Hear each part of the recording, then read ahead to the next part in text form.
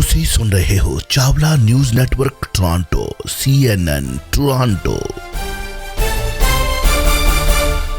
ਸ਼੍ਰੀ ਅਕਾਲ ਚਾਵਲਾ ਸਾਹਿਬ, ਸਤਿ ਸ਼੍ਰੀ ਅਕਾਲ ਸਾਰੇ ਦਰਸ਼ਕਾਂ ਸਰੋਤਿਆਂ ਤੇ ਅੰਜੂ ਜੀ ਨੂੰ। सत श्री अकाल जी। हाँ जी जी मैं वापस आ गई, मैं गई नहीं किधर सी, मैं वापस आ गई जी, आ गई हैं जी। थैंक यू जी, ਤੁਹਾਡਾ ਵੀ ਸਵਾਗਤ ਮੇਰੇ ਵੱਲੋਂ। ਔਰ ਸਭ ਤੋਂ ਪਹਿਲਾਂ ਇਤਿਹਾਸ ਦੇ ਪੰਨਿਆਂ ਨੂੰ ਫਰੋਲਦੇ ਹੋਏ ਅੱਜ ਦਾ ਦਿਨ ਜਿਹੜਾ ਹੈ ਉਹ ਸਾਂਝਾ ਕਰਦੇ ਹਾਂ। ਕੀ ਕਹਿਣਾ ਚਾਹੋਗੇ? ਮੇਰੇ ਤੋਂ ਆਸ ਨਾ ਕਰਿਓ ਕਿ ਮੈਂ ਖੇਤਾਂ ਦਾ ਪੁੱਤ ਹੋ ਕੇ ਚਲੇ ਹੋਏ ਸਵਾਦਾਂ ਦੀ ਗੱਲ ਕਰਾਂਗਾ। ਆਹਾ ਪਾਸ ਸਿੰਘ ਪਾਸ ਦਾ ਜਨਮ ਦੇਣਾ ਚਾਹੁੰਦਾ। ਉਹ ਕਹਿੰਦੇ ਖੇਤਾਂ ਦਾ ਪੁੱਤ ਹੋ ਕੇ ਚਲੇ ਹੋਏ ਸਵਾਦਾਂ ਦੀ ਗੱਲ ਨਹੀਂ ਕਰਦਾ। ਕੀ ਬਾਤ ਹੈ। ਅੱਜ ਦੇ ਦਿਨ ਲੰਡਨ ਦੇ ਸਿੱਖਾਂ ਨੇ ਪੰਜਾਬੀ ਸੂਬਾ ਨਾ ਬਣਾਉਣ ਤੇ UNO ਨੂੰ ਸਿੱਖਾਂ ਨਾਲ ਵਿਤਕਰੇ ਕਰਨ ਦੇ ਵਿਰੋਧ 'ਚ ਮੰਗ ਪੱਤਰ ਦਿੱਤਾ ਸੀ 9 ਸਤੰਬਰ 1961 ਨੂੰ ਜੀ।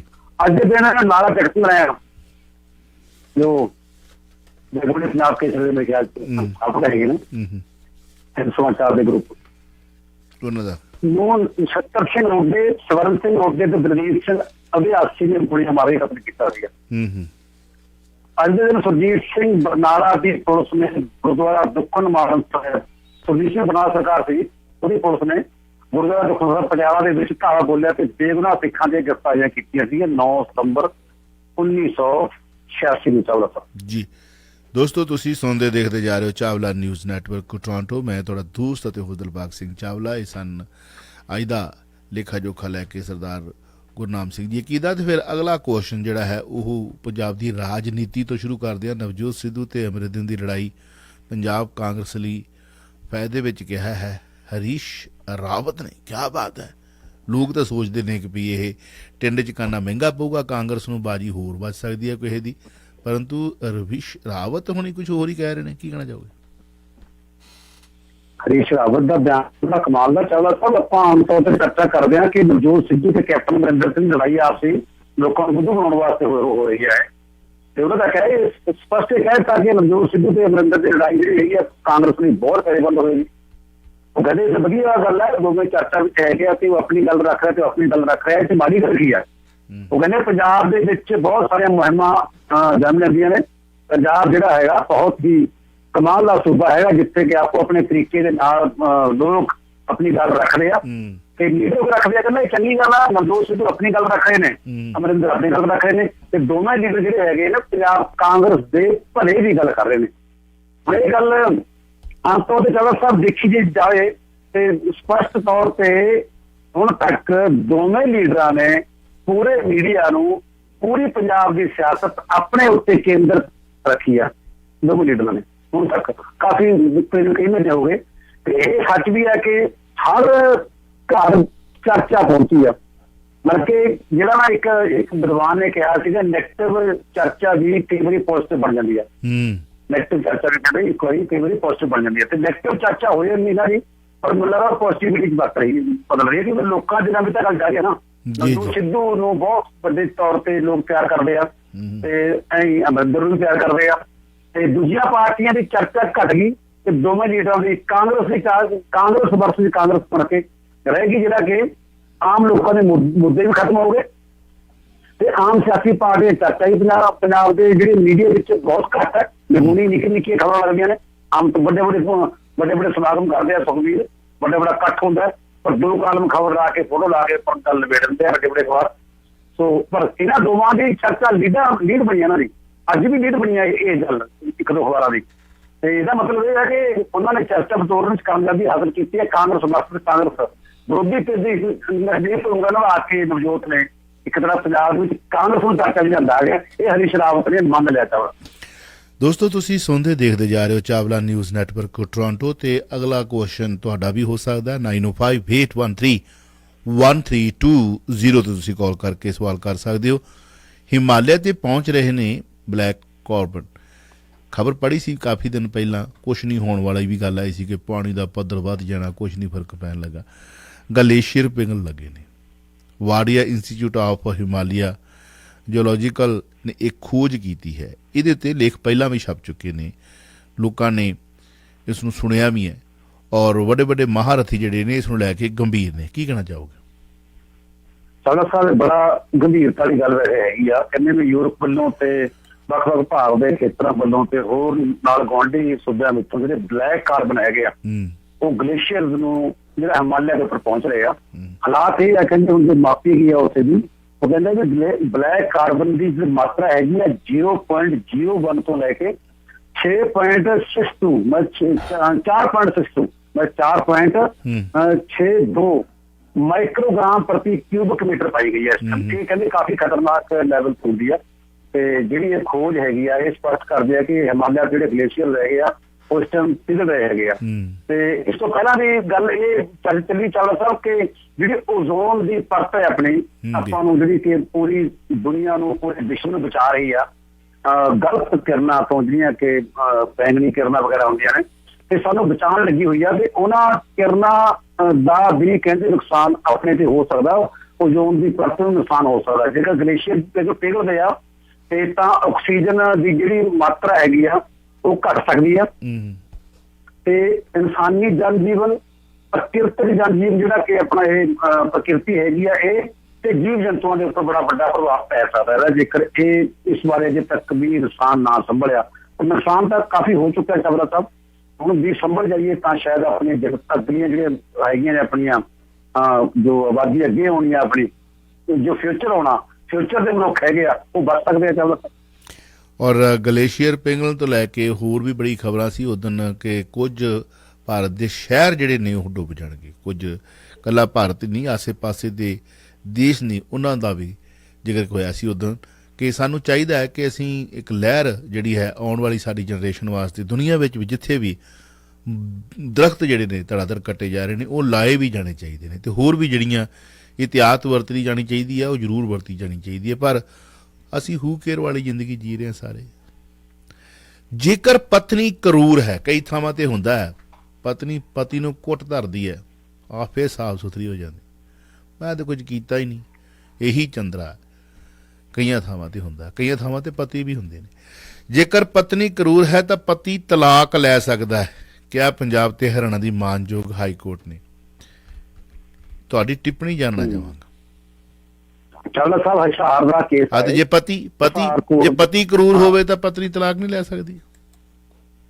ਉਹ ਤਾਂ ਲੈ ਸਕਦੀ ਹੈ, ਉਹ ਤਾਂ ਪਹਿਲੇ ਪ੍ਰਾਵਧਾਨ ਹੈਗਾ ਜੀ ਔਰਤ ਵਾਸਤੇ ਤਾਂ ਪਹਿਲਾਂ ਹੀ ਬਹੁਤ ਸਾਰੀਆਂ ਉਹ ਹੈਗੀਆਂ ਨਾ ਭਾਰਤੀ ਕਾਨੂੰਨ ਦੇ ਵਿੱਚ। ਬਹੁਤ ਵੱਡੀ ਤਾਦਾਦ ਦੇ ਵਿੱਚ ਤਾਂ ਪਰਿਵਾਰ ਐਵੇਂ ਪਲ ਰਹੇ ਨੇ ਕਿ ਪਤਨੀ ਤਲਾਕ ਲੈਣਾ ਵੀ ਚਾਹੁੰਦੀ ਹੈ ਪਰ ਸਮਾਜ ਕੀ ਕਹੇਗਾ, ਰਿਸ਼ਤੇਦਾਰ ਕੀ ਕਹਿਣਗੇ, ਉਹ ਜ਼ਿੰਦਗੀ ਘੁੱਟ ਕੇ ਹੀ ਜੀ ਰਹੀ ਹੁੰਦੀ ਹੈ। ਪਿੰਡੂ ਖੇਤਰਾਂ ਦੇ ਵਿੱਚ ਸਮਾਜ ਪ੍ਰਬਲ ਹੈ ਨਾ ਚਾਹੁੰਦਾ, ਜਿੱਥੇ ਪਿੰਡੂ ਖੇਤਰਾਂ ਦੇ ਵਿੱਚ ਜਾਂ ਸ਼ਹਿਰਾਂ ਦੇ ਵਿੱਚ ਇਹ ਕਲੋਨੀਆਂ ਬਣਦੀਆਂ ਨੇ ਜਿਹੜੀਆਂ ਪੁਰਾਤਨ ਹੈਗੀਆਂ ਨੇ ਤੇ ਉਹ ਕਲੋਨੀਆਂ ਉੱਥੇ ਲੋਕ ਇੱਕ ਦੂਜੇ ਨੂੰ ਜਾਣਦੇ ਆ, ਜਾਂ ਪਿੰਡਾਂ ਦੇ ਵਿੱਚ ਉੱਥੇ ਇਹ ਗੱਲ ਲਾਗੂ ਹੁੰਦੀ ਆ ਕਿ ਪਤਨੀ ਸੋਚਦੀ ਆ ਵੀ ਲੋਕ ਕੀ ਕਹਿਣਗੇ। ਆਮ ਤੌਰ ਤੇ ਜਿੱਥੇ ਲੋਕ ਸ਼ਹਿਰਾਂ ਦੇ ਵਿੱਚ ਵੱਡੀਆਂ ਕੋਠੀਆਂ ਵਿੱਚ ਰਹਿੰਦੇ ਆ, ਵੱਡੇ ਜਿਹੜੇ ਮਹਿਲ ਬਣ ਕੇ ਇੱਕ ਦੂਜੇ ਦਾ ਵਾਹ ਵਾਸਤਾ ਹੁੰਦਾ, ਗੱਡੀ ਚ ਆਉਂਦੇ, ਅੰਦਰ ਗੱਡੀ ਵੜ ਗਈ ਤੇ ਅੰਦਰ ਗੱਡੀ ਦੇ ਵਿੱਚ ਅੰਦਰ ਚੱਲ ਜਾਂਦੇ ਆ। ਤੇ ਉੱਥੇ ਜ਼ਿਆਦਾ ਮਤਲਬ ਕਿ ਇਹ ਨਹੀਂ ਸਾਰੇ ਹੀ ਹੁੰਦੇ ਆ, ਇਹ ਸਾਰੇ ਵੀ ਜ਼ਿਆਦਾਤਰ ਲੋਕਾਂ ਦੇ ਵਿੱਚ ਦੇਖਣ ਨੂੰ ਮਿਲਿਆ ਕਿ ਔਰਤਾਂ ਜਿਹੜੀਆਂ ਹੈਗੀਆਂ ਮਨਮਰਜ਼ੀ ਕਰ ਲੈਂਦੀਆਂ ਨੇ। ਤੇ ਕਰਨੀ ਵੀ ਚਾਹੀਦੀ ਹੈ, ਕੀ ਪ੍ਰੋਬਲਮ ਆ, ਔਰਤ ਗੁਲਾਮ ਥੋੜਾ, ਉਹ ਤਾਂ ਬਰਾਬਰ ਦੀ ਹੱਕਦਾਰ ਹੈਗੀ ਆ। ਤੇ ਪਰ ਭਾਰਤੀ ਕਾਨੂੰਨ ਵਿੱਚ ਔਰਤ ਨੂੰ ਵੱਧ ਹੱਕ ਦਿੱਤੇ ਗਏ ਆ, ਉਹ ਲੈ ਸਕਦੇ ਤਲਾਕ, ਕੋਈ ਦਿੱਕਤ ਦੀ ਗੱਲ ਨਹੀਂ, ਉਹ ਅਰਜ਼ੀ ਦੇ ਕੇ ਤਲਾਕ ਲੈ ਸਕਦੀ ਆ। ਤੇ ਉਹਦੇ ਜਿਹੜੇ ਉਹਦੇ ਜੋ ਤੱਥ ਹੋਣਗੇ, ਤੱਥ ਸਹੀ ਹੋਣ ਜਿਹੜੇ ਔਰਤ ਦੇ। ਉਹਨੇ ਗੱਲ ਹਿਸਾਰ ਦੀ ਆ, ਹਿਸਾਰ ਦੇ ਵਿੱਚ ਇੱਕ ਕੇਸ ਗਿਆ, ਇੱਕ ਪਤੀ ਸੀ ਵਿਕਲਾਂਗ 50%, ਵਿਆਹ ਉਹਨਾਂ ਦਾ ਆਪਸ ਚ ਦੇਖ ਦਿਖਾਈ ਕਰਕੇ ਅੱਛੇ ਤਰੀਕੇ ਨਾਲ ਹੋਇਆ ਸੀਗਾ, ਵਿਆਹ ਹੋ ਗਿਆ। ਤੇ ਵਿਆਹ ਹੋਣ ਤੋਂ ਬਾਅਦ ਜਿਹੜੀ ਔਰਤ ਸੀਗੀ ਉਹ ਪਤੀ ਨਾਲ ਤੇ ਸੱਸ ਸਹੁਰੇ ਦੇ ਨਾਲ ਬੜਾ ਮਾੜਾ ਵਰਤਾਓ ਕਰਨ ਲੱਗ ਪਈ। ਤੇ ਉਹ ਮਾਮਲਾ ਥਾਣੇ ਚ ਵੀ ਗਿਆ, ਇੱਕ ਵਾਰੀ ਪਤੀ ਵਿਕਲਾਂਗ ਸੀ ਵਿਚਾਰਾ, ਉਹਨੇ ਮਾਰਿਆ ਮੁਰਿਆ ਵੀ, ਤੇ ਥਾਣੇ ਵਿੱਚ ਵੀ ਕੇਸ ਗਿਆ। ਥਾਣੇ ਤੋਂ ਬਾਅਦ ਫਿਰ ਸਮਝੌਤਾ ਹੋ ਗਿਆ, ਸਮਝੌਤਾ ਹੋਣ ਤੋਂ ਬਾਅਦ ਫਿਰ ਉਹਨੇ ਇਹ ਵੀ ਦਿਖਾਤਾ ਦਿੱਤੀਆਂ ਔਰਤ ਨੇ ਕਿ ਮੈਨੂੰ ਦਾਜ ਦੇ ਵਾਸਤੇ ਤੰਗ ਕਰਦੇ ਆਏ, ਦਾਜ ਦੇ ਵਾਸਤੇ ਪ੍ਰਤਾੜਿਤ ਕਰਦੇ ਆਏ, ਤੇ ਔਰਤ ਖੜੀ ਕਰਦੇ ਮੇਰੇ ਵਾਸਤੇ, ਮੈਨੂੰ ਮਾਰਦੇ ਕੁੱਟਦੇ, ਇਹ ਵੀ ਗੱਲ ਔਰਤ ਨੇ ਕੀਤੀ। ਉਹ ਵੀ ਸਾਫ਼ ਜਦੋਂ ਗਈ ਉੱਥੇ ਜਾਂਚ ਕੀਤੀ, ਉਹ ਵੀ ਝੂਠੀ ਪਾਈ ਗਈ। ਫਿਰ ਹਿਸਾਰ ਹਿਸਾਰ ਜਿਹੜੀ ਰਿਪੋਰਟ ਹੈਗੀ ਆ ਉਸਨੇ ਕਿਹਾ ਕਿ ਜਿਹੜਾ ਪਤੀ ਹੈਗਾ ਉਹ ਇਸ ਟਾਈਮ ਔਰਤ ਦੀ ਕਰੂਰਤਾ ਚੱਲ ਰਿਹਾ, ਇਹਨਾਂ ਨੂੰ ਅਲੱਗ ਹੋ ਜਾਣਾ ਚਾਹੀਦਾ। ਪਰ ਉਹ ਅਲੱਗ ਨਹੀਂ ਹੋਈ, ਔਰਤ ਕਹਿੰਦੀ ਮੈਂ ਬੈਠੇ ਨਾਲੇ ਰਹਾਂਗੀ। ਮਾਮਲਾ ਚਲਾ ਗਿਆ ਹਾਈ ਕੋਰਟ ਦੇ ਵਿੱਚ। ਹਾਈ ਕੋਰਟ ਨੇ ਹਿਸਾਰ ਕੋਰਟ ਦੇ ਹੀ ਹੁਕਮ ਲਾਗੂ ਕਰਦੇ ਆ, ਆਦਮੀ ਨੂੰ ਕਹਿ ਦਿੱਤਾ ਕਿ ਤੁਸੀਂ ਇਸ ਔਰਤ ਤੋਂ ਤਲਾਕ ਲੈ ਸਕਦੇ ਹੋ, ਜੇ ਤਲਾਕ ਲੈਣ ਦੇ ਹੱਕਦਾਰ ਹੋ, ਕਿਉਂਕਿ ਤੁਸੀਂ ਇਹਦੀ ਕਰੂਰਤਾ ਚੱਲ ਰਹੀ। ਇਹ ਕਹਿਣ ਵਾਲੇ ਜੇਕਰ ਔਰਤ ਕਰੂਰ ਹੈ ਤਾਂ ਆਦਮੀ ਉਸ ਤੋਂ ਤਲਾਕ ਲੈ ਸਕਦਾ। ਇਹ ਬਹੁਤ ਵੱਡਾ ਕੇਸ ਹੈ ਚਾਵਲਾ ਸਾਹਿਬ। ਵੌਇਸ ਆਫ ਸਿਟੀ 1320 AM ਤੇ ਮੈਂ ਹੁਣੇ ਹੀ ਨਰਿੰਦਰ ਸਿੰਘ ਕਪੂਰ ਹੁਣਾਂ ਦਾ ਇੱਕ ਬਹੁਤ ਵੱਡਾ ਆਰਟੀਕਲ ਤਕਰੀਬਨ ਮੈਨੂੰ ਲੱਗਦਾ ਹੈ ਕਿ ਮੈਂ 20 ਮਿੰਟ ਪੜ੍ਹ ਕੇ ਸੁਣਾਏ ਨੇ, ਔਰ ਉਹ 20 ਮਿੰਟਾਂ ਦੇ ਵਿੱਚ ਪਤੀ ਪਤਨੀ ਦੇ ਇਹਨਾਂ ਰਿਸ਼ਤਿਆਂ ਬਾਰੇ ਵੀ, ਜਿਵੇਂ ਤੁਸੀਂ ਗੱਲ ਕੀਤੀ ਕਿ ਮਹਾਨਗਰਾਂ ਦੇ ਵਿੱਚ ਜਿਹੜੇ ਲੋਕ ਰਹਿੰਦੇ ਨੇ ਉਹ ਤਲਾਕ ਲੈਣ ਲੱਗਿਆਂ ਮਿੰਟ ਲਾਉਂਦੇ ਨੇ, 2-2 3-3 4-4 ਸ਼ਾਦੀਆਂ ਮਤਲਬ ਜਿਹੜਾ ਹੈ ਉਹ ਕਰਵਾ ਲੈਂਦੇ ਨੇ। ਸਮਾਂ ਬਦਲ ਰਿਹਾ ਹੈ। ਵੌਇਸ ਆਫ ਸਿਟੀ 1320 AM ਤੇ ਮੇਰਾ ਅਗਲਾ ਕੁਐਸਚਨ ਹੈ, ਭਾਰਤੀ ਪ੍ਰਧਾਨ ਮੰਤਰੀ ਜਨਾਬ ਨਰਿੰਦਰ ਮੋਦੀ ਜੀ ਨੇ ਕਿਹਾ ਹੈ ਕਿ ਸਰਕਾਰੀ ਸਕੂਲਾਂ ਲਈ ਵੀ ਅੱਗੇ ਆਵੇ ਪ੍ਰਾਈਵੇਟ ਸੈਕਟਰ। ਹੁਣ ਸਰਕਾਰੀ ਸਕੂਲਾਂ ਲਈ ਪ੍ਰਾਈਵੇਟ ਸੈਕਟਰ ਕਿਉਂ ਅੱਗੇ ਆਵੇਗਾ? ਪ੍ਰਾਈਵੇਟ ਸੈਕਟਰ ਤਾਂ ਆਪਣੇ ਸਕੂਲ ਚਲਾਊਗਾ, ਆਪਣਾ ਧਨ ਦੌਲਤ ਕਮਾਊਗਾ, ਪਰ ਕਿਸ ਸੰਦਰਭ ਚ ਕਿਹਾ ਹੈ ਮੋਦੀ ਸਾਹਿਬ ਨੇ? ਚਾਵਲਾ ਸਾਹਿਬ, ਮਤਲਬ ਕਿ ਦੁੱਖ ਨਾਲ ਕਹਿਣਾ ਪੈਂਦਾ ਹੈ ਕਿ ਮੋਦੀ ਸਾਹਿਬ ਸਾਰਾ ਕੁਛ ਹੀ ਪ੍ਰਾਈਵੇਟ ਕਰਨ ਜਾ ਰਹੇ ਨੇ। ਤੇ ਉਹਨਾਂ ਨੇ ਸਕੂਲਾਂ, ਦੇਖੋ ਸਿੱਖਿਆ ਜਿਹੜੀ ਹੁੰਦੀ ਆ, ਸਿਹਤ, ਸਿੱਖਿਆ ਤੇ ਰੋਟੀ ਦਾ ਸਾਧਨ, ਖਾਣ ਦਾ ਸਾਧਨ, ਇਹ ਜ਼ਰੂਰੀ ਹੁੰਦਾ ਕਿ ਸਰਕਾਰਾਂ ਦਾ ਇਹ ਲੋਕਾਂ ਵਾਸਤੇ ਮੁਹੱਈਆ ਕਰਾਵੇ। ਤੇ ਸਿਹਤ ਵਾਲੇ ਪਾਸੇ ਤਾਂ ਬਹੁਤ ਜ਼ਿਆਦਾ ਪ੍ਰਾਈਵੇਟੇਸ਼ਨ ਆ ਚੁੱਕੀ ਆ, ਸਿੱਖਿਆ ਵਿੱਚ ਹੀ ਬਹੁਤ ਜ਼ਿਆਦਾ ਪ੍ਰਾਈਵੇਟੇਸ਼ਨ ਆ ਚੁੱਕੀ ਆ। ਉਹ ਇਸ ਗੱਲ ਤੇ ਕਹਿੰਦੇ ਆ ਮੋਦੀ ਜੀ, ਆਪ ਜਿਸ ਤੇ ਬੋਲੇ ਆ ਉਹ, ਤੇ ਉਹਨਾਂ ਨੇ ਇਸ ਗੱਲ ਤੇ ਕਿਹਾ ਕਿ ਸਰਕਾਰੀ ਸਕੂਲਾਂ ਦੇ ਵਿੱਚ ਜੇਕਰ ਤੁਸੀਂ ਪੜ੍ਹਾਈ ਦੀ ਗੁਣਵੱਤਾ ਵਧਾਉਣੀ ਹੈ ਤਾਂ ਤੁਹਾਨੂੰ ਉੱਥੇ ਪ੍ਰਾਈਵੇਟ ਸੈਕਟਰ ਨੂੰ ਲਿਆਉਣਾ ਹੀ ਪੈਣਾ। ਤੇ ਜੇਕਰ ਸਰਕਾਰੀ ਸਕੂਲ ਹੁਣ ਬਹੁਤ ਨਿਗੂਣੀ ਦੀ ਫੀਸ ਤੇ ਪੜ੍ਹਾਉਂਦੇ ਆ ਬੱਚਿਆਂ ਨੂੰ, ਚਾਵਲਾ ਤਾਂ ਬਹੁਤ ਘੱਟ ਫੀਸ ਹੁੰਦੀ ਹੈ। ਤੇ ਆਮ ਤੌਰ ਤੇ ਜਿਹੜੇ ਸਰਕਾਰੀ ਸਕੂਲ 8ਵੀਂ ਤੱਕ ਦੇ ਹੈਗੇ ਨੇ ਪਿੰਡਾਂ ਦੇ ਵਿੱਚ, ਉੱਥੇ ਆਮ ਤੌਰ ਤੇ ਜਿਹੜੇ ਗਰੀਬ ਗਰੂਪ ਦੇ ਲੋਕ ਹੈਗੇ ਆ ਉਹਨਾਂ ਦੇ ਬੱਚੇ ਪੜ੍ਹਦੇ ਆ, ਕਿਉਂਕਿ ਅਮੀਰਾਂ ਦੇ ਬੱਚੇ ਤਾਂ ਕਾਨਵੈਂਟ ਸਕੂਲਾਂ ਵਿੱਚ ਪੜ੍ਹਨ ਲੱਗ ਪਏ ਜਾਂ ਅੰਗਰੇਜ਼ੀ ਸਕੂਲਾਂ ਵਿੱਚ ਪੜ੍ਹਦੇ ਆ। ਸਕੂਲ ਮਾਸਟਰ ਦੇ ਬੱਚੇ ਜਿਹੜੇ ਨੇ ਉਹ ਸਰਕਾਰੀ ਸਕੂਲਾਂ ਦੇ ਵਿੱਚ ਨਹੀਂ ਪੜ੍ਹਦੇ। ਜੇਕਰ ਸੂਬਾ ਸਰਕਾਰਾਂ, ਸੈਂਟਰ ਸਰਕਾਰ ਇਹੀ ਹੁਕਮ ਜਾਰੀ ਕਰ ਦੇਵੇ ਕਿ ਜਿਹੜਾ ਸਕੂਲ ਟੀਚਰ ਹੈ, ਜੇ ਉਹਦੇ ਬੱਚੇ ਸਰਕਾਰੀ ਸਕੂਲ 'ਚ ਨਹੀਂ ਪੜ੍ਹਦੇ ਉਹਦੀ ਜੌਬ ਜਾਂਦੀ ਲੱਗੂਗੀ ਤੇ ਸਕੂਲਾਂ ਦੇ ਵਿੱਚ ਰੌਣਕਾਂ ਹੋ ਜਾਣਗੀਆਂ, ਚਹਿਲ ਪਹਿਲ ਹੋ ਜੂਗੀ। ਸਕੂਲਾਂ ਦੇ ਵਿੱਚ ਐਜੂਕੇਸ਼ਨ ਦਾ ਉਹ ਤਰ੍ਹਾਂ ਦਾ ਹੀ ਮਿਆਰ ਆ ਜਾਵੇਗਾ ਜਿਵੇਂ ਪਹਿਲਾਂ ਦਾ ਸੀ। ਜਿਹੜੇ ਸਕੂਲਾਂ ਦੇ ਵਿੱਚ ਨਰਿੰਦਰ ਮੋਦੀ ਸਾਹਿਬ ਨੇ ਪੜ੍ਹਾਈ ਕੀਤੀ, ਜਿਨ੍ਹਾਂ ਸਕੂਲਾਂ ਦੇ ਵਿੱਚ ਪ੍ਰਧਾਨ ਮੰਤਰੀ ਮਨਮੋਹਨ ਸਿੰਘ ਸਾਬਕਾ ਉਹਨਾਂ ਨੇ ਪੜ੍ਹਾਈ ਕੀਤੀ, ਬਰਾਰਜੀ ਦੇਸਾਈ ਵਰਗਿਆਂ ਨੇ ਪੜ੍ਹਾਈ ਕੀਤੀ, ਜਾਂ ਚੰਦਰ ਸ਼ੇਖਰ ਵਰਗਿਆਂ ਨੇ ਪੜ੍ਹਾਈ ਕੀਤੀ, ਜਾਂ ਤੁਸੀਂ ਜਿਹੜੇ ਅਬਦੁਲ ਕਲਾਮ ਵਰਗਿਆਂ ਨੇ ਪੜ੍ਹਾਈ ਕੀਤੀ ਸਰਕਾਰੀ ਸਕੂਲਾਂ ਦੇ ਵਿੱਚ, ਉਹ ਸਾਰੇ ਮਹਾਰਥੀ ਕਰ ਲਓ, ਉਸੇ ਤਰ੍ਹਾਂ ਦਾ ਹੀ ਮਿਆਰ ਆ ਜਾਵੇਗਾ। ਜੇ ਤੁਸੀਂ ਸਰਕਾਰੀ ਸਕੂਲਾਂ ਦੀ ਦੁਰਦਸ਼ਾ ਸੁਧਾਰਨੀ ਹੈ ਤਾਂ ਸਰਕਾਰੀ ਸਕੂਲ ਦਾ ਤੇ ਪੀਓਨ ਜਿਹੜਾ ਉਹਦਾ ਬੱਚਾ ਪ੍ਰਾਈਵੇਟ ਸਕੂਲ ਚ ਪੜ੍ਹਦਾ। ਬਿਲਕੁਲ ਸਹੀ ਗੱਲ। ਅਸਲ ਚ ਜਿਹੜਾ ਨਾ ਮੋਦੀ ਜੀ ਨੇ ਬਿਆਨ ਦਿੱਤਾ ਨਾ, ਇਹ ਉਸੇ ਸੰਦਰਭ ਵਿੱਚ ਚਾਵਲਾ ਸਾਹਿਬ, ਜਿਹੜਾ ਸੰਦਰਭ ਉਹ ਕਹਿ ਰਿਹਾ ਕਿ ਅਸੀਂ ਮੁਦਰੀਕਰਨ ਤਹਿਤ ਜੋ ਸਰਕਾਰ ਦੀਆਂ ਵੱਖ-ਵੱਖ ਪ੍ਰਾਪਰਟੀਆਂ ਹੈਗੀਆਂ ਨੂੰ ਵੇਚ ਕੇ ਅਸੀਂ 6 ਲੱਖ ਕਰੋੜ ਰੁਪਈਆ ਪਕੜਾਉਣਾ ਹੈਗਾ ਇੱਕ ਸਾਲ ਦੇ ਵਿੱਚ। ਇਹ ਜੋ ਉਸੇ ਬਜਟ ਤਹਿਤ ਇਹ ਬਿਆਨ ਵੀ ਹੈਗਾ। ਅਸਲ ਚ ਨਾ ਇੱਕ ਉੱਥੇ ਸਰਹੰਦ ਦੇ ਕੋਲੇ ਇੱਕ ਪਿੰਡ ਸੀ ਚਾਵਲਾ ਸਾਹਿਬ, ਸਰਹੰਦ ਦੇ ਕੋਲੇ ਉਸ ਪਿੰਡ ਦਾ ਇੱਕ ਬਹੁਤ ਹੀ ਦਰਸ਼ਨੀ ਮੱਝਾਂ ਰੱਖਦਾ ਜੀ ਬੰਦਾ, ਦਰਸ਼ਨੀ ਬਹੁਤ ਖੂਬਸੂਰਤ ਮੱਝਾਂ ਸੀਗੀਆਂ, ਲੱਖ ਤੋਂ ਘੱਟ ਨਹੀਂ ਸੀ ਮੱਝ ਦੀ। ਤੇ ਉਸ ਦੀਆਂ ਮੱਝਾਂ ਦੇਖਣ ਵਾਸਤੇ ਲੋਕ ਆਉਂਦੇ ਸੀ। ਕਿਆ ਬਾਤ ਹੈ, 3 ਮੱਝਾਂ ਕਿਸੇ ਨੇ ਚੋਰੀ ਕਰ ਲਈ, ਉਹ ਚੋਰੀ ਕਰ ਲਏਗਾ ਮੱਝਾਂ। ਤੇ CIA ਸਟਾਫ ਹੈਗਾ ਸਰਹੰਦ ਦਾ ਬੜਾ ਕਮਾਲ ਦਾ, ਤੇ ਉਹਨਾਂ ਨੇ ਉਹ ਬੰਦੇ ਚੋਰ ਫੜ ਲਏ ਜਦੋਂ ਉਹਨਾਂ ਨੇ, ਤੇ ਉਹਨਾਂ ਨੇ ਚੰਗਾ ਚਲੋ ਚੜਾਇਆ ਡਰਾਉਂਦਾ ਉਹਨੂੰ, ਤੇ ਕਹਿੰਦੇ ਵੀ ਤੁਸੀਂ ਦੱਸੋ। ਇਹ ਕਹਿੰਦਾ ਜੀ ਹਾਂ ਚੋਰੀ ਕਿੱਥੇ ਵੇਚੀਆਂ? ਕਹਿੰਦੇ ਅਸੀਂ ਤਾਂ ਨਹੀਂ, ਉਹ ਜਿਹੜੇ ਕਸਾਈ ਹੈਗੇ ਉਹਨਾਂ ਨੂੰ ਵੇਚਤੀਆਂ ਕਿਲੋ ਦੇ ਭਾਅ ਦੇ ਉੱਪਰ, ਕਿਲੋਆਂ ਦੇ ਭਾਅ ਦੇ ਉੱਪਰ 15,000 ਚ 3 ਮੱਝਾਂ ਵੇਚੀ, ਕਿਲੋਆਂ ਦੇ ਭਾਅ ਤੇ। ਕਿਉਂਕਿ ਉਹਨਾਂ ਕਿਹੜਾ ਉਹ ਮੁੱਲ ਲਈਆਂ ਸੀਗੀਆਂ, ਉਹ ਤਾਂ ਚੋਰੀ ਕੀਤੀਆਂ ਸੀਗੀਆਂ। ਬਣਿਆ ਸਮਾਨ ਸੀਗਾ ਵੇਚਦਾ। ਜੇ ਮੋਦੀ ਜੀ ਵੀ ਇਸੇ ਸੰਦਰਭ ਚ ਭਾਰਤ ਲਈ ਕੰਮ ਕਰ ਰਹੇ ਆ ਜੀ, ਤੇ ਉਹਨੂੰ ਕਿਹੜਾ ਆਪਣੇ ਤੌਰ ਤੇ ਕੋਈ ਗੱਲ ਕੀਤਾ ਹੈਗਾ। ਉਹ ਤਾਂ ਸਮਾਨ ਜਿਵੇਂ ਮਿਲਿਆ ਮਿਲਾਇਆ ਸੀਗਾ, ਘੱਟ ਵੱਧ ਨੂੰ ਪਤਾ ਵੀ ਕਿਹੜਾ ਸਮਾਨ ਕਿੱਦਾਂ ਬਣਾਇਆ ਗਿਆ ਭਾਰਤ ਨੇ, ਪ੍ਰਾਈਵੇਟੇਸ਼ਨ ਕਿੱਦਾਂ ਕੰਮ ਕੀਤਾ। ਪ੍ਰਾਈਵੇਟੇਸ਼ਨ ਕਹਿੰਦੇ ਨੇ ਕਿ ਵਧੀਆ, ਪਰ ਸਰਕਾਰੀ ਐਜੂਕੇਸ਼ਨ ਤਾਂ ਦੇਸ਼ਾਂ ਵਿਦੇਸ਼ਾਂ ਦੇ ਵਿੱਚ, ਬਾਹਰਲੇ ਮੁਲਕਾਂ ਦੇ ਜਿਨ੍ਹਾਂ 'ਚ ਪ੍ਰਾਈਵੇਟੇਸ਼ਨ ਹੈਗਾ, ਸਾਡੇ ਕੈਨੇਡਾ ਦੇ ਵਿੱਚ ਵੀ ਤਾਂ ਸਰਕਾਰੀ ਐਜੂਕੇਸ਼ਨ ਹੈ, 12ਵੀਂ ਤੱਕ ਹੈ।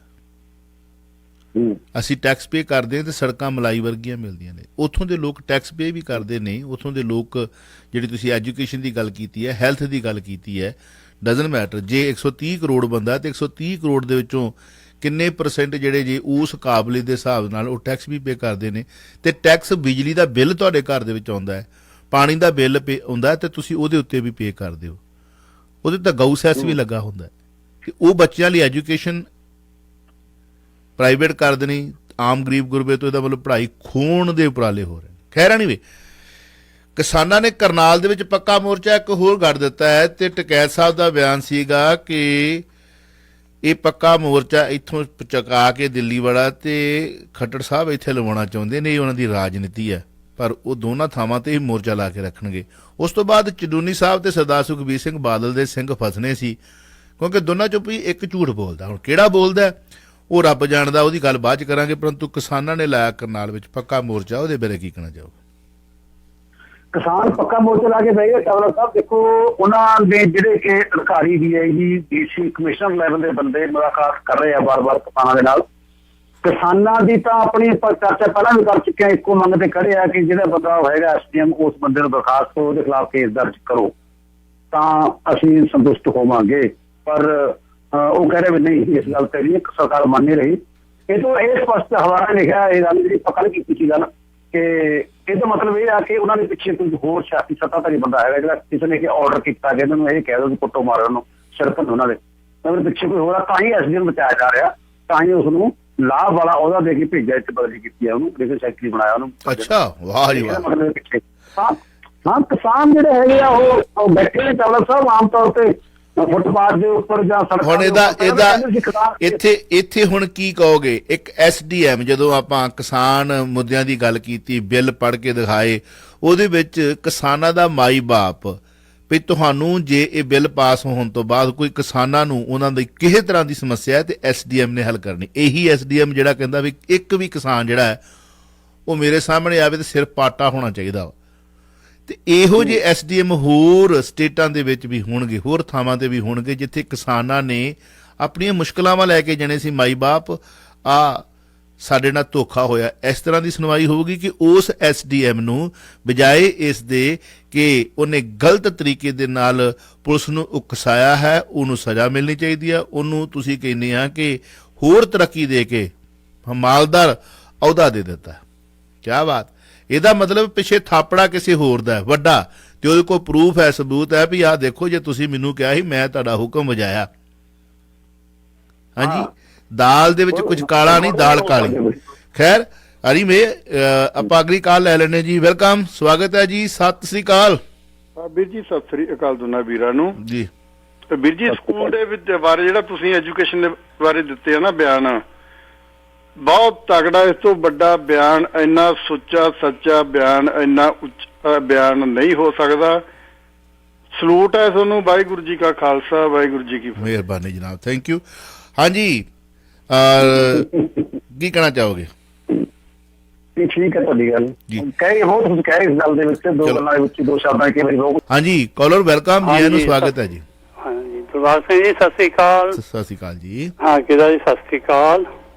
ਅੱਛਾ ਹਾਂਜੀ, ਮੇਰਾ ਸਵਾਲ ਹੈਗਾ ਇਸ ਤਰ੍ਹਾਂ ਕਿ ਵੀ ਅਸੀਂ ਜੇ ਕਰਨਾਲ ਦੀ ਗੱਲ ਕਰਦੇ ਹਾਂ, ਉਹਦੇ ਨਾਲ ਇਹ ਸਭ ਤੋਂ ਵੱਡਾ ਇਸ਼ੂ ਤਾਂ ਇਹ ਉੱਠਦਾ ਕਿ ਇੱਕ ਮਤਲਬ ਮੈਨੂੰ ਸਮਝ ਇਹ ਨਹੀਂ ਆ ਰਹੀ ਵੀ ਕਿਸਾਨ ਮਾਈ ਬਾਪ ਆ ਸਾਡੇ ਦੇਸ਼ ਦੇ, ਇੱਕ ਏਡਾ ਕੁ ਅਫਸਰ ਉੱਠ ਕੇ ਇਹੋ ਜਿਹਾ ਗੱਲ ਕਰਦਾ, ਇਹਦਾ ਮੈਂ ਕਹਿੰਦਾ ਕੋਰਟ ਨੂੰ, ਹਾਈ ਕੋਰਟ ਨੂੰ, ਸੁਪਰੀਮ ਕੋਰਟ ਨੂੰ ਇਹੋ ਜਿਹੇ ਬੰਦੇ ਨੂੰ ਆਰਡਰ ਕਰਨਾ ਚਾਹੀਦਾ ਵੀ ਚਾਰਜ ਕਰਕੇ ਇਨਵੈਸਟੀਗੇਟ ਕਰੋ। ਇਹ ਕਿਸਾਨਾਂ ਨੂੰ ਏਡਾ ਵੱਡਾ ਧਰਨਾ ਲਾ ਕੇ ਵੀ ਇੱਕ ਬੰਦੇ ਨੂੰ ਤੁਸੀਂ ਕਿਹੜਾ, ਇਹ ਮਤਲਬ ਕਿਹੜੀ ਇਨਸਾਨੀਅਤ ਹੈ ਇਹ ਜੀ? ਹਾਂਜੀ, ਪਹਿਲਾਂ ਤਾਂ ਇਹ ਹੈਗਾ ਕਿ ਜੇ ਮਤਲਬ ਆਪਾਂ ਮਾੜੀ ਮਾੜੀ ਗੱਲ 'ਚ ਕੋਰਟ ਆਪਣੇ ਦਖਲ ਅੰਦਾਜ਼ੀ ਕਰਦੀ ਹੈ, ਐਡੇ ਵੱਡੇ ਕੇਸ 'ਚ ਕੋਰਟ ਨਹੀਂ ਕਹਿ ਸਕਦੀ ਕਿ ਵੀ ਇਸ ਬੰਦੇ ਨੂੰ ਸਸਪੈਂਡ ਕਰਕੇ ਚਾਰਜ ਕੀਤਾ ਜਾਵੇ। ਤੇ ਦੂਜਾ ਮੇਰਾ ਸਵਾਲ ਇਹ ਆ ਕਿ ਜਿਹੜੇ ਦੇਸ਼ ਦੇ ਵਿੱਚ ਜੈਵ ਜਵਾਬ।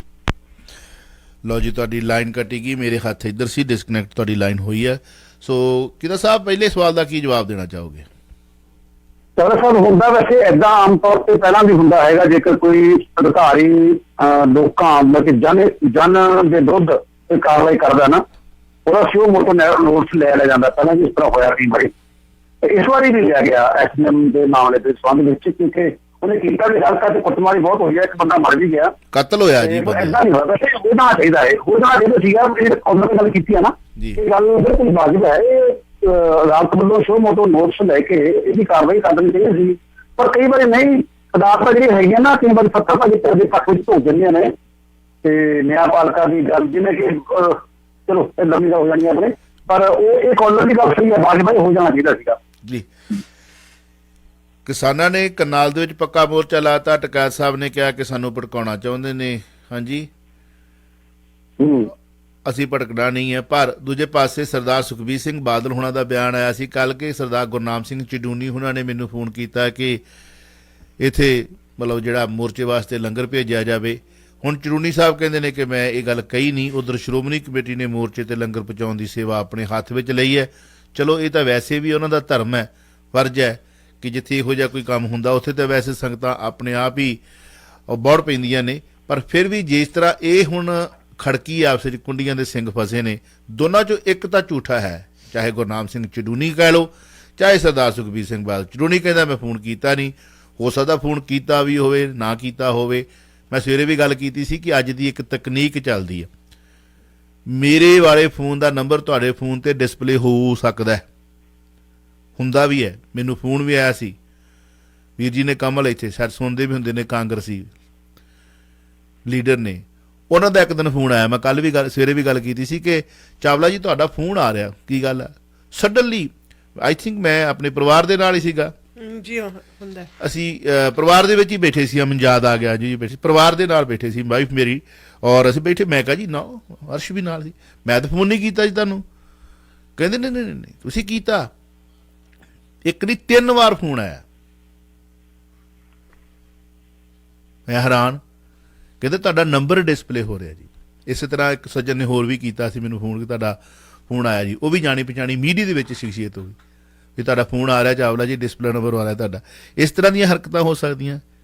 ਪਰ ਸਰਦਾਰ ਸੁਖਬੀਰ ਸਿੰਘ ਬਾਦਲ ਤੇ ਗੁਰਨਾਮ ਸਿੰਘ ਚਡੂਨੀ ਦੀ ਆਪਸ ਵਿੱਚ ਖੜਕੀ। ਹੁਣ ਚਡੂਨੀ ਸਾਹਿਬ ਆਪਣੀ ਜੇਕਰ ਕੱਢ ਕੇ ਲਿਆਉਂਦੇ ਨੇ ਲਿਸਟ, ਆਊਟਗੋਇੰਗ ਕਾਲਸ ਲਿਸਟ ਜਿਹਨੂੰ ਕਹਿੰਦੇ ਨੇ ਆਪਾਂ, ਜਾਂ ਸਰਦਾਰ ਸੁਖਬੀਰ ਸਿੰਘ ਕਹਿਣਗੇ ਕਿ ਆਹ ਵੇਖੋ ਜੀ ਮੈਨੂੰ ਫੋਨ ਆਇਆ ਉਹਨਾਂ ਦਾ। ਹੁਣ ਕੌਣ ਸੱਚਾ ਕੌਣ ਝੂਠਾ ਤੇ ਰੱਬ ਜਾਣਦਾ, ਪਰੰਤੂ ਤੁਸੀਂ ਕੀ ਕਹਿਣਾ ਚਾਹੋਗੇ? ਪਰ ਚਾਵਲਾ ਸਾਹਿਬ ਗੱਲ ਇਸ ਤਰ੍ਹਾਂ ਦੀ, ਗੁਰਨਾਮ ਸਿੰਘ ਝਲੂਣੀ ਜਿਹੜਾ ਹੈਗਾ ਨਾ, ਬੰਦਾ ਬੜਾ ਬੌਂਡ ਜਿਹਾ ਬੰਦਾ, ਉਹ ਕਿਸੇ ਬੋਲਦਾ ਨਾ ਉਹਦੇ ਨਾਲ ਕੀ ਕਿ ਮੈਂ ਬਹੁਤ ਟਾਈਮ ਅਸੀਂ ਇਕੱਠੇ ਰਹੇ ਹਾਂ ਬਹੁਤ ਥਾਵਾਂ ਤੇ ਮੇਰੇ ਪਰਿਵਾਰ ਸੰਬੰਧ ਉਹਦੇ ਹੈਗੇ। ਇਸ ਕਰਕੇ ਨਹੀਂ ਮੈਂ ਕੋਈ ਪੱਖ ਕਰ ਰਿਹਾ ਕਿ ਮੇਰੇ ਪਰਿਵਾਰ ਸੰਬੰਧ ਨੇ ਸਾਡਾ ਮੇਰੇ ਪਾਸ ਖਰਾਬ ਚਾਹੇਗਾ ਕਾਫੀ। ਤੇ ਉਹ ਪਰ ਇਹੋ ਜਿਹਾ ਬੌਂਡ ਬੰਦਾ ਉਹ ਨਾ, ਉਹ ਇਹੋ ਜਿਹੀ ਖੁਸ਼ੀ ਗੱਲ ਕਦੇ ਨਹੀਂ ਕਰਦਾ ਬੰਦਾ ਗੁਰਨਾਮ ਝਲੂਣੀ। ਉਹ ਬੜਾ ਇਹਦਾ ਸਿੱਧਾ ਜਿਹਾ ਬੰਦਾ ਹੈਗਾ। ਉਹ ਨਾ ਤਾਂ ਕਿਸੇ ਦੇ ਉਹ ਝੋਦਾ ਕਿਸੇ ਅੱਗੇ, ਨਾ ਕਿਸੇ ਨੂੰ ਝੋਕ ਦਿੰਦਾ ਆਪਣੇ ਕਰਕੇ। ਉਹ ਬੰਦਾ ਹੈ ਜਾਏਗਾ। ਤੇ ਸੁਖਬੀਰ ਬਾਦਲ ਨੇ ਪਤਾ ਨਹੀਂ ਕਿਸ ਲੈਵਲ ਤੇ ਗੱਲ ਕੀਤੀ ਹੈ ਕਿ ਮੈਨੂੰ ਫੋਨ ਕੀਤਾ ਗੁਰਨਾਮ ਝਲੂਣੀ ਨੇ। ਵੈਸੇ ਫੋਨ ਕਰਦੀ ਰਹੇ ਗੁਰਨਾਮ ਝਲੂਣੀ, ਲੰਗਰ ਵਾਸਤੇ ਫੋਨ ਕੀਤਾ, ਕੋਈ ਹਾਰਜੀ ਤੇ ਕੀ ਆ, ਇਹਨੂੰ ਸ਼ਖਸੀ ਰੰਗਤ ਦੇਣ ਦੀ ਲੋੜ ਨਹੀਂ ਸੀਗੀ। ਸੁਖਬੀਰ ਬਾਦਲ ਨੇ ਸ਼ਖਸੀ ਗੱਲ ਦੇ ਨਾਲ ਜੋੜ ਲਿਆ। ਮੈਨੂੰ ਗੁਰਨਾਮ ਝਲੂਣੀ ਨੇ ਫੋਨ ਕੀਤਾ ਤੇ ਮੈਂ ਫਿਰ ਲੰਗਰ ਵਾਸਤੇ ਕਹਿ ਤਾ ਉਹਨਾਂ ਨੂੰ, ਜਦਕਿ ਗੁਰਨਾਮ ਝਲੂਣੀ ਨੇ ਇਹ ਫੋਨ ਨਹੀਂ ਕੀਤਾ। ਸੁਖਬੀਰ ਬਾਦਲ ਨੂੰ ਦਿਖਾਉਣਾ ਚਾਹੀਦਾ ਆਪਣੀ ਜਿਹੜੀ ਕਾਲਰ ਆਈ ਦੀ ਹੈਗਾ, ਆਪਦੇ ਮੇਰੇ ਕੋਲ ਫੋਨ ਆਇਆ ਜੀ। ਉਹ ਆਮ ਤੌਰ ਤੇ ਅੱਜ ਨਿਕਲ ਆਉਂਦਾ, ਅੱਜ ਕੱਲ੍ਹ ਤਾਂ ਕੋਈ ਦਿੱਕਤ ਨਹੀਂ, ਆਪਣਾ ਫੋਨ ਤਾਂ ਫਸਟ ਲੱਗਦਾ ਡਿਟੇਲ ਆਊਟਗੋਇੰਗ ਡਿਟੇਲ ਨਿਕਲ ਜਾਂਦੀ ਹੈ ਜੀ। ਬਿਲਕੁਲ ਬਿਲਕੁਲ ਨਿਕਲ ਆਉਂਦੀ ਹੈ, ਉਹ ਖਾਣਾ ਚਾਹੀਦਾ ਸੁਖਬੀਰ ਬਾਦਲ ਨੂੰ। ਤੇ ਦੂਜੀ ਗੱਲ ਇਹ ਆ, ਗੁਰਨਾਮ ਝਲੂਣੀ ਨੇ ਜੋ ਉਹਦੇ ਜਵਾਬ ਵਿੱਚ ਗੱਲਾਂ ਕਹੀਆਂ ਬੜੀ ਕਮਾਲ ਦੀਆਂ ਨੇ। ਉਹ ਕਹਿੰਦਾ ਵੀ ਇਹ ਗੁਰਦੁਆਰੇ ਸੁਖਬੀਰ ਬਾਦਲ ਦੇ ਹੈਗੇ। ਬਿਲਕੁਲ ਜਿਹੜੇ ਗੁਰਦੁਆਰਾ ਦੀ ਗੱਲ ਕਰ, ਲੰਗਰ ਜਿੱਥੋਂ ਲੰਗਰ ਆਏਗਾ ਸਾਡੇ ਕੋਲੇ, ਸੁਖਬੀਰ ਦੇ ਗੁਰਦੁਆਰੇ ਨਹੀਂ ਹੈਗੇ, ਇਹ ਗੁਰਦੁਆਰੇ ਗੁਰੂ ਸਾਹਿਬ ਦੇ ਨੇ। ਬਿਲਕੁਲ ਸੰਗਤਾਂ ਦੇ ਗੁਰੂ ਸਾਹਿਬ ਦਾ ਲੰਗਰ ਸਾਡੇ ਕੋਲ ਆ ਰਿਹਾ, ਸੁਖਬੀਰ ਬਾਦਲ ਦਾ ਨਹੀਂ। ਨਾ ਸੁਖਬੀਰ ਬਾਦਲ ਤੋਂ ਮੰਗਣ ਲੱਗੇ ਅਸੀਂ, ਨਾ ਉਤੋਂ ਕਦੇ ਮੰਗਣ ਦੀ ਗੱਲ ਕਰਾਂਗੇ, ਨਾ ਸਾਨੂੰ ਗੁਰੂ ਕਦੇ ਮਜਬੂਰ ਕਰੇ, ਨਾ ਕਿਸੇ ਸੁਖਬੀਰ ਤੋਂ ਲੰਗਰ ਮੰਗੀਏ ਜੀ। ਤੇ ਇਹ ਬੜਾ ਕਮਾਲ ਜਵਾਬ ਹੈ। ਮੈਂ ਅਸੀਂ ਸੁਖਬੀਰ ਤੋਂ ਲੰਗਰ ਮੰਗਾਂਗੇ ਜੀ। ਸਾਡੇ ਗੁਰੂ ਨੇ, ਸਾਡੇ ਗੁਰਦੁਆਰੇ ਨੇ, ਅਸੀਂ ਗੁਰੂ ਘਰ ਤੋਂ ਲੰਗਰ ਲੈ ਵੀ ਰਹੇ ਹਾਂ, ਸਾਡੇ ਗੁਰਦੁਆਰੇ ਸਾਡੇ ਲੰਗਰ ਦੇ ਵੀ ਰਹੇ ਨੇ, ਉਹ ਸਾਡੇ ਗੁਰੂ ਘਰ ਨੇ। ਤੇ ਇਹ ਬੜੀ ਵੱਡੀ ਗੱਲ ਹੈਗੀ ਹੈ। ਬਿਲਕੁਲ ਜੀ, ਤੁਸੀਂ ਬਿਲਕੁਲ ਸਹੀ ਗੱਲ ਕਹੀ। ਜਿੰਨਾ ਹੱਕ ਸਰਦਾਰ ਸੁਖਬੀਰ ਸਿੰਘ ਬਾਦਲ ਗੁਰਦੁਆਰਾ ਸਾਹਿਬ ਦੇ ਵਿੱਚ ਸਮਝਦੇ ਨੇ ਕਿ ਮੇਰਾ ਹੈ, ਉਹਨਾਂ ਇੱਕ ਸਿੱਖ ਦੇ ਘਰ ਜੰਮੇ ਪਹਿਲੀ ਕਲਕਾਰੀ ਲੈਣ ਵਾਲੇ ਬੱਚੇ ਦਾ ਵੀ ਉਹਨਾਂ ਹੀ ਹੈ। ਚਾਹੇ ਉਹਨੇ ਗੁਰਦੁਆਰਾ ਸਾਹਿਬ ਦੇ ਦਰਸ਼ਨ ਕੀਤੇ ਨੇ, ਚਾਹੇ ਨਹੀਂ ਕੀਤੇ, ਉਹ ਸਿੱਖ ਦੇ ਘਰ ਵਿੱਚ ਪੈਦਾ ਹੋਇਆ ਬੱਚਾ ਓਨਾ ਹੀ ਹੱਕਦਾਰ ਹੈ ਜਿੰਨਾ ਸਰਦਾਰ ਸੁਖਬੀਰ ਸਿੰਘ ਬਾਦਲ ਦਾ ਪਰਿਵਾਰ ਹੈ ਜਾਂ ਉਹਦਾ ਬੇਟਾ ਹੈ। ਪਰਿਵਾਰ ਆਪਣੀ ਥਾਂ ਤੇ ਹੈ, ਧਰਮ ਆਪਣੀ ਥਾਂ ਤੇ ਹੈ। ਸਿੱਖ ਧਰਮ ਦੇ ਵਿੱਚ ਪੈਦਾ ਹੋਣ ਵਾਲਾ ਜਾਂ ਸਿੱਖੀ ਨੂੰ ਮੰਨਣ ਵਾਲਾ ABC ਸਿੱਖੀ ਫਲਸਫੇ ਦੇ ਵਿੱਚ ਪਰਨਾਇਆ ਹੋਇਆ ਕੋਈ ਵੀ ਬੰਦਾ, ਗੁਰੂ ਗ੍ਰੰਥ ਸਾਹਿਬ ਨੂੰ ਮੰਨਣ ਵਾਲਾ, ਜਿੱਥੇ ਗੁਰੂ ਸਾਹਿਬ ਦੀ ਇਹ ਸ਼ਸ਼ੋਭਤ ਹੈ ਜੁਗੋ ਜੁਗੋ ਟਲ ਤਨ ਤਨ ਸਾਹਿਬ ਸ੍ਰੀ ਗੁਰੂ ਗ੍ਰੰਥ ਸਾਹਿਬ, ਉੱਥੇ ਲੰਗਰ ਲੱਗੇ ਨੇ, ਓਨਾ ਹੀ ਹੱਕ ਸਾਰਿਆਂ ਦਾ, ਕਿਸੇ ਦਾ ਨਹੀਂ, ਕੋਈ ਦਵੀਦਵਾਤ ਨਹੀਂ ਹੈ। ਬਿਲਕੁਲ ਜੇ ਅਸੀਂ ਮਨਪ੍ਰੀਤ ਸਿੰਘ ਬਾਦਲ ਦੀ ਗੱਲ ਨੂੰ ਸਹੀ ਮੰਨ ਲੈਂਦੇ ਆ ਤਾਂ ਸੁਖਬੀਰ ਬਾਦਲ ਦੀ ਜਦੋਂ ਮਾਤਾ ਜੀ ਮਾਫ ਕਰਨਾ ਉਹ ਸੁਰਗਾਂ ਚ ਬਸ ਹੋਵੇਗਾ, ਮਾਤਾ ਜੀ ਦਾ ਸਵਰਗਵਾਸ ਉਹਨਾਂ ਦਾ ਜਦੋਂ ਭੋਗ ਪਿਆ ਸੀ ਅੰਤਮ ਰਸਮਾਂ ਦਾ, ਉਹ ਕਹਿੰਦੇ ਲੰਗਰ ਸਾਰਾ ਸ਼੍ਰੋਮਣੀ ਕਮੇਟੀ ਤੋਂ ਆਇਆ ਸੀਗਾ। ਆਹੋ, ਤੇ ਉਹਨਾਂ ਦੇ ਆਪਣੇ ਸ਼ਰੀਕੇ ਚ ਹੁਣ ਉਸ ਵਕਤ ਸ਼ਰੀਕੇ ਭਾਈਚਾਰੇ ਵਾਲੀ ਭੂਮਿਕਾ ਨਿਭਾਈ ਹੈ ਮਨਪ੍ਰੀਤ ਬਾਦਲ ਹੋਣਾ ਨੇ, ਇੱਕ ਚੰਗੇ ਲੀਡਰ ਵਾਲੀ ਨਹੀਂ, ਉਹ ਸ਼ਰੀਕੇ ਭਾਈਚਾਰੇ ਵਾਲੀ। ਉਹਨੂੰ ਮੌਕਾ ਵੇਖੋ ਕਿਵੇਂ ਉਹਨੇ ਲੋਹਾ ਗਰਮ ਸੀ ਸੱਟ ਮਾਰੀ ਉੱਤੇ। ਇਹ ਸ਼ਰੀਕੇ, ਇਹਨੂੰ ਕਹਿੰਦੇ ਸ਼ਰੀਕਾਚਾਰੀ ਹੁੰਦੀ ਇਹਨੂੰ। ਸੁਖਬੀਰ ਬੜਾ ਕਰ ਰਿਹਾ ਸੀ ਮੰਤਰੀ ਬਾਦਲ, ਸੁਖਬੀਰ ਬਹੁਤ ਗਲਤ ਬਿਆਨਬਾਜ਼ੀ ਕਰ ਰਿਹਾ ਮੰਤਰੀ ਬਾਦਲ। ਨਹੀਂ, ਇਹ ਤੋਂ ਬਾਅਦ ਵੇਖੋ ਬਿਲਕੁਲ ਸੀ, ਖੜਕੀ ਸੀਗੀ ਜਿੱਦਾਂ ਬੀਬਾ ਹਰਸਿਮਰਤ ਕੌਰ ਬਾਦਲ ਨੂੰ ਪੁੱਛਿਆ ਮਨਪ੍ਰੀਤ ਬਾਦਲ ਕੌਣ? ਮਨਪ੍ਰੀਤ ਬਾਦਲ, ਮੈਂ ਕਿਸੇ ਨੂੰ ਨਹੀਂ ਜਾਣਦੀ ਮਨਪ੍ਰੀਤ ਬਾਦਲ। ਇਹ ਬੜੀਆਂ ਵੱਡੀਆਂ ਗੱਲਾਂ ਹੋ ਚੁੱਕੀਆਂ ਸੀ। ਕਹਿ ਰਹਿਣੀ ਵੇ। ਸੋ ਇਹ ਸੀ ਜੀ ਅੱਜ ਦੀ ਗੱਲਬਾਤ। ਕਿਹਦਾ ਸਭ ਬਹੁਤ ਬਹੁਤ ਸ਼ੁਕਰੀਆ, thank you very much, Sat Sri ਅਕਾਲ। ਬਹੁਤ ਧੰਨਵਾਦ। ਤੁਸੀਂ ਸੁਣ ਰਹੇ ਹੋ Chawla news network Toronto CNN Toronto.